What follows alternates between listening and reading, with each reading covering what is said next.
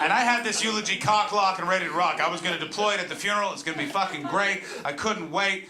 And then my grandfather gathered us all before he passed away. And it was actually this very beautiful moment. He said to us, he said, listen, you all have happy memories of me. I don't need you speaking positively over my dead body. If you have warm memories of me, share them with me now. I don't want to go into the great beyond and have you speaking nice about me then. That doesn't help me. Let's talk about the nice memories of our family together now while I'm here to enjoy it, which is a beautiful sentiment and has nothing to do with why he didn't want eulogies. Here's why. My family is intensely competitive, and my Aunt Ida, my grandfather's sister, had delivered a ripper eulogy a few years ago, and he didn't feel we could compete, so he took us out of the competition. Exhausting, right?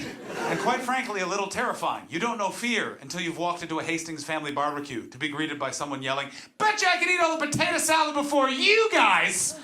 And then you realize, oh Lord, that was my voice.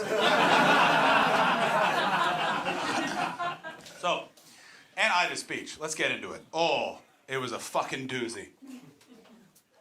She was eulogizing my Uncle Norman. He was a city councillor and a pillar of the community in the town I grew up, Ottawa, Ontario, Canada. He raised a lot of money for charity, so 600 people packed into a Presbyterian church to send him off. And it was a very traditional ceremony. It's the only funeral I've ever been to that was open casket. I don't know if you've ever been to an open casket ceremony, but you spend the entire time just looking at the dead body going, all right, if he gets up, what's my move? Now, Aunt Ida and Uncle Norman had been married for 63 years at the time of his passing. Aunt Ida was 88 at the time, and she was the last person to speak at the funeral. And she shuffled towards the lectern with that, like, old person, maybe this is a cliff, maybe it's a step, I don't know, but I need these hips kind of walk. And she marched to the microphone, and she just had this trouble using it, and she took out her eulogy, and she spoke in this very soft voice.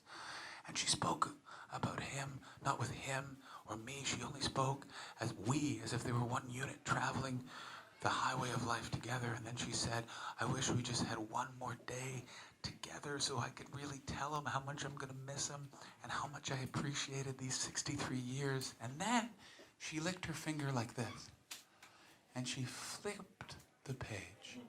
And the way she flipped it, it was like she was saying, and now you're going to hear some shit.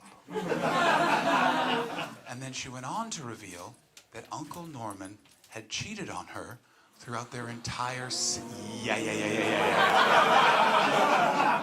Uncomfortable to hear about now. Imagine you're in a Presbyterian church with 600 other people. It was so awkward in there, I heard my cousin think, what the fuck?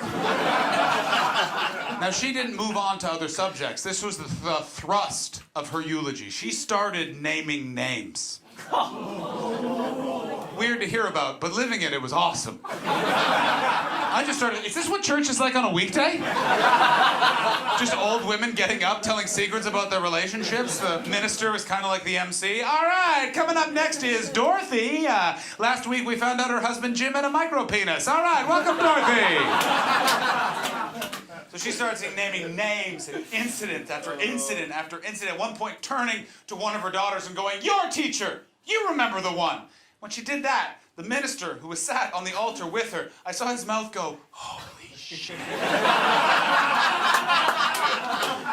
And with each revelation, Ida was transforming. She started the speech, this frail 88-year-old woman, and with each revelation, her back got straighter, her shoulders got stronger, her voice had this timbre of youth I've never heard her possess. She started the speech frail, and she was ending it, this Valkyrie of revenge, taking back her relationship. And it crescendoed beautifully. She slammed her hand down on the lectern and just yelled, but he always came back to me. And you want to know why? And in that moment, I blacked out. Because I genuinely thought I was about to see an 88-year-old woman say, because I suck that dick good. Punch a dead body and then shuffle into the car park, looking for Sherry and someone to play bridge with. I, to this day, do not know what she said. I enjoy the mystery of it all. I do know as I was leaving the church, my grandfather gripped my arm. I turned to him and he said, "That eulogy? No, that was a fucking eulogy."